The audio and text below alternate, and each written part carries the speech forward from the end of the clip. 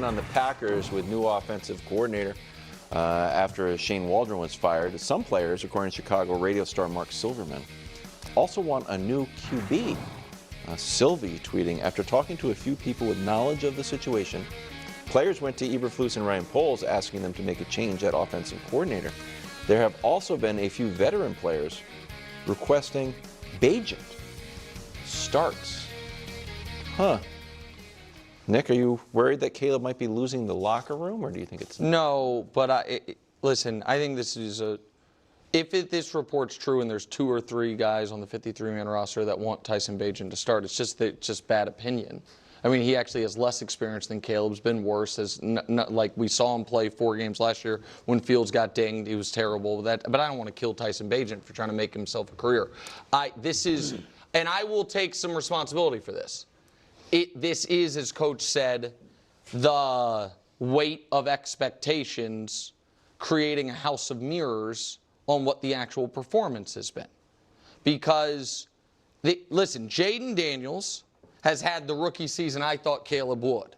Propelled the team in the playoff hunt, flirted with MVP contention.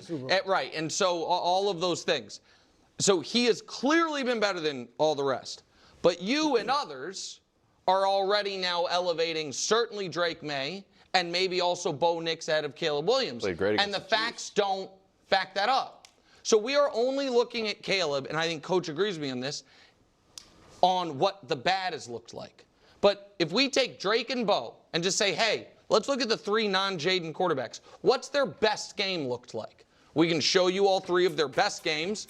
And by the way, Jacksonville, Carolina, Jacksonville, so all against terrible defenses. Caleb's best game, better than Drake's, which they scored 16 points and lost, better than Bo's. What about their second best games of the year? Well, Caleb's against Jacksonville, Drake against Houston, Bo against Vegas. Caleb, the best of the 3 in that. What's their third best game looked like? Well, Caleb, to me, you can argue Caleb's got far and away the better rating. Drake or Bo had more passing yards. Like, it's close. So this idea that Caleb has failed in some historic fashion only because there were guys like me saying they could go to the Super Bowl. And so, no, I don't think he's losing the locker room. With respect to Waddle and Sylvie, the 3rd best radio show in Chicago, maybe 4th. I think that if there was more pointed sourcing on this, we would have had it. So why did you fire the OC? If he was doing so well, why did you fire the OC? I'm so glad you said that. Since we're blaming, I didn't say he was doing so well. Great against Carolina and let's ask veteran Keenan Allen why they fired the OC, because here's what he said. Too nice of a guy. OTA's camp, we fell into a trap of letting things go and not holding people accountable, and that slippery slope. Just professionalism and doing things the right way from the beginning. Now, we can all say that's unfair. We can kill Eberflus, or you can blame a rookie for the OC being fired, which I've never seen done before, but we can do it. But that's Keenan Allen, the veteran, the veteran on that offense saying why it happened. So I hope that answers the question. All right, there has to be a concern that he's losing or lost the locker room. All right, because if the report is true, and I'll give you that these aren't insiders or these are radio guys, but if it's true, Coach, the guys that go to the coach and would say we need to make a quarterback change, those aren't the 47th and 48th man on the roster. Those are a few starters, veterans, leaders, maybe captains that probably are speaking for other players. Like, you find that's how it works. And like when you find out, I'm not just going to go there if I'm the only one thinks we need a quarterback change. But if I talk to other guys and everybody's whispering it, Badgett looked better in training camp. I'm just saying, I don't think 2 random guys who don't even play or who aren't as productive as they're expected to be are going to the coach and saying, the number 1 pick in the draft who we have put the hopes of the franchise on needs to be benched. These have to be guys with some clout. So that's number 1. And I can see how I don't know Caleb at all. All right, we had him on the show at the Super Bowl. He seemed like a nice guy. He has said the right things in the press conferences recently. I like that. But he does seem like the type of guy, just because all the fanfare, all that he came in with, he seems a bit smug. It seems like he could be moody. Like, if you are like that, you have to be great. Like Aaron Rodgers is probably like that. But Aaron Rodgers was great. Now that Aaron Rodgers isn't great, it rubs guys the wrong way. Michael Jordan could rub guys the wrong way, but he was great. And when he went to Washington, it wasn't great anymore.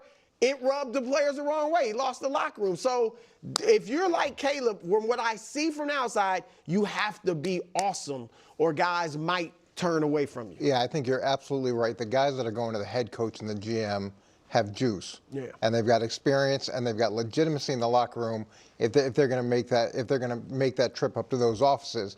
So that's the first component of it.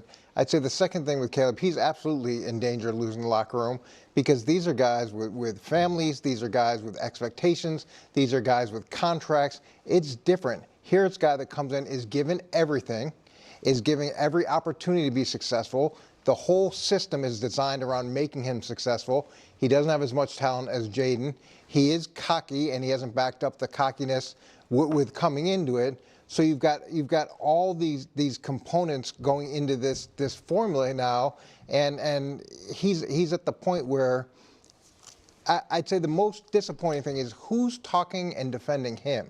How many players are coming out and saying, hey, give him the benefit of the doubt? How many guys are coming out and saying, it's not going great, but he's a rookie, but his work ethic is incredible, his intangibles are really good?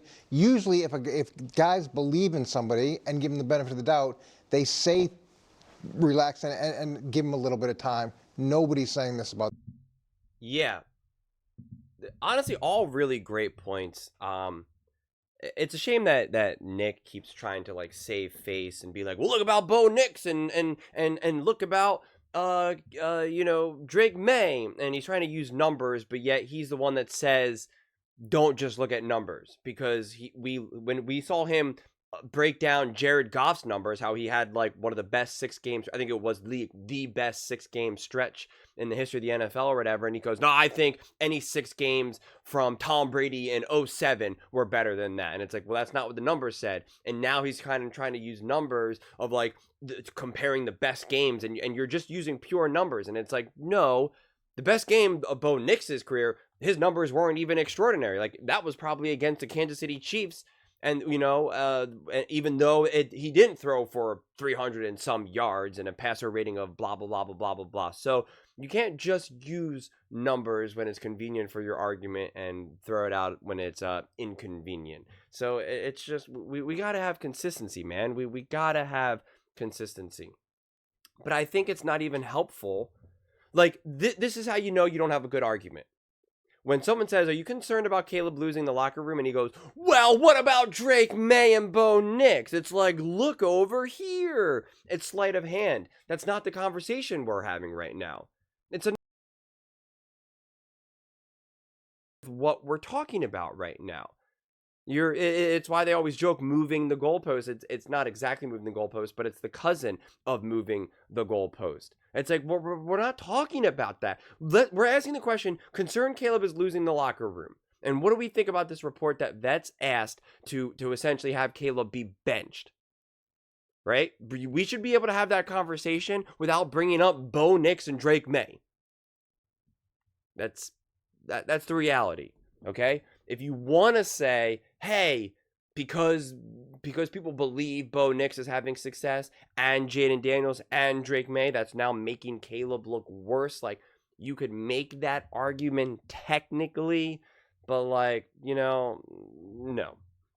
So yeah, is there concerns? Yeah, I actually broke down when this news first broke about this. I talked about this, about kind of how these players feel and how they're their own main character in their story. They're not in the Caleb Williams story here, because even Nick got this confused before the season even started when they were going to be on Hard Knocks, and Nick was like, this is great. People are going to be indebted to Caleb Williams. They're going to be grateful for the attention that he's bringing them and stuff.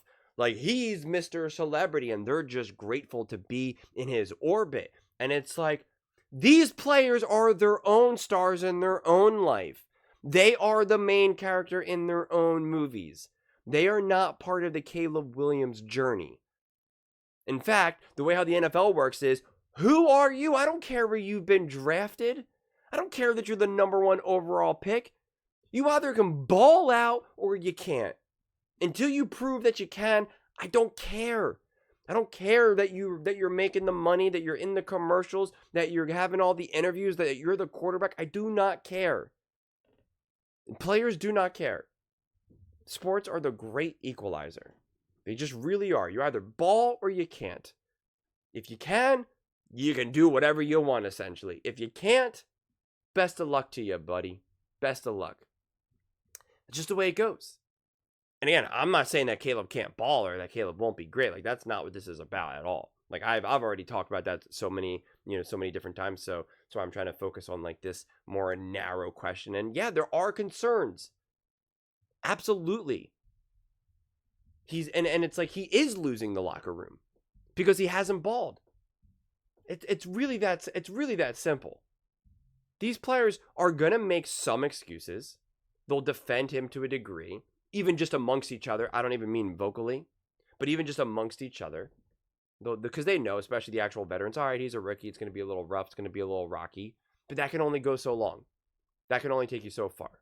Even that first game, believe me, the players were all like, they're not dumb. They're like, yeah, we won that game. Caleb did not look good. Like, they know it. Players know it.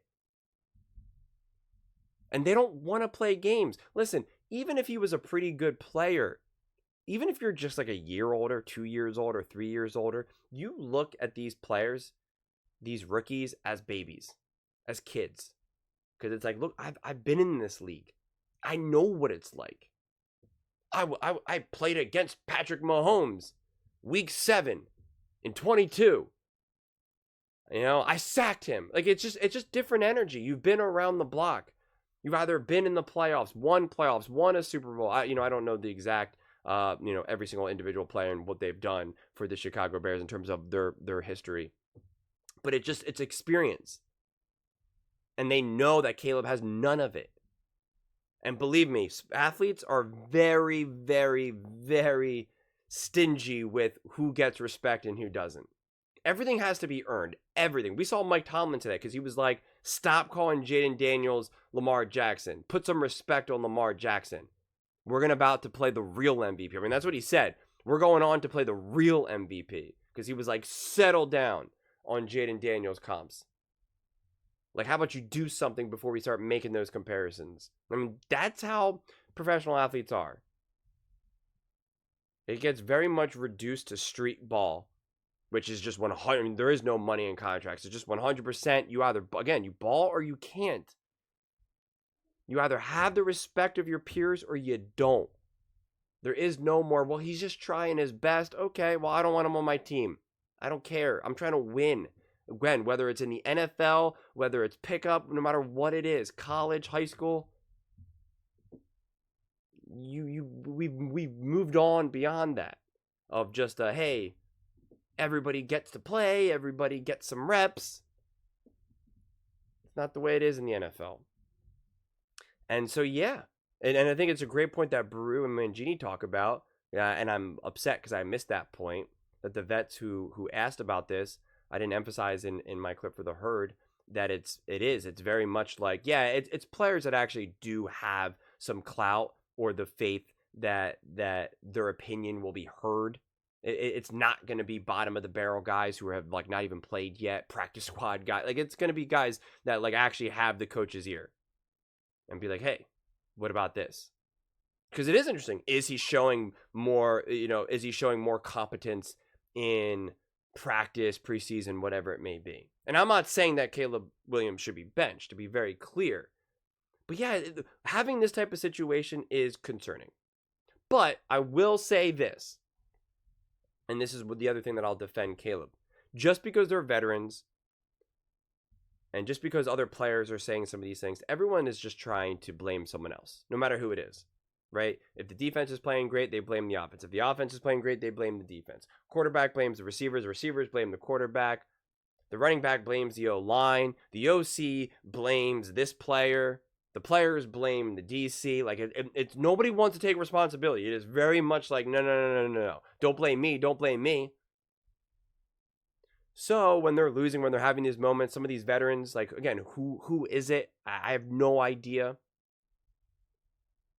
and you're gonna just want to blame someone else. Hey, it's not me. And maybe you really like the head coach or the offensive coordinator, and you're like, man, it's Caleb. We gotta, and again, you gotta find blame somehow. You gotta blame someone. So, and just because it's a veteran or a coach or whoever is blaming someone, it doesn't mean that it's also 100% accurate. It doesn't mean that it's true. I believe this story personally, right? Where there's smoke, there's fire, but it doesn't mean that it would be the right decision ultimately. Even just on a micro level. I don't even mean on a macro level, but I mean even just on like an actual practical standpoint. Because sometimes when you are desperate, you are reaching at straws. I've had that plenty of times playing where you're just like, you're on your last leg. And then you see this, honestly, in the NFL plenty of times with a backup quarterback. They're just like, oh, maybe a backup quarterback will give us juice. Hiring an interim coach. And there's that faith and that prayer of just like, this is going to be it. This is what's going to get us over the hump. We're going to start a new quarterback and we're just going to catch fire and go. We're going to fire the coach, get a new coach, and we're going to connect it all together. We're going to make a playoff run. There's always that desperation that I think that you never lose playing sports because you've seen it happen before. You've been down by 21 going into the fourth quarter to come back, whether it was in high school, middle school, college, like almost, I have to imagine every single athlete has felt like, oh my God, all hope is lost, only for them to miraculously win. When you just play that many games at that many different levels, you're bound to have at least one of those things happen, let alone you just watching it on TV in a game. So there's that always like, let's bench Caleb and put in Tyson. Let's go. Like that's always that possibility of just a more desperation rather than saying, hey, we've been talking about this. We think Caleb's not really able to execute the offense as efficiently. You know, we've been having conversations with Tyson. He seems so much more comfortable in practices. Like it's not always like a calm, cool, and collected, analysis of the situation, which is why all players aren't coaches and not all players who become coaches are great coaches. But those are just my thoughts. I'd absolutely love to hear yours. What do you guys all think about Caleb Williams and him potentially losing the locker room and the whole idea that vets are asking him to be benched? Let me know in the comments below. I read every single comment, so whether you agree with me or disagree with me, either way, let's get in some discussions. Let's get in some fights, but ultimately, let's just have some fun. And please do consider subscribing. We are building an amazing community here, and I'd absolutely love to see you part of it. I'm going to build something that we all genuinely feel connected to, something that we're really excited to be part of. I think we're on our way to doing it. And please don't forget to give this video a thumbs up, as it really does help with the visibility and the algorithm. Thank you so much, and see you next time.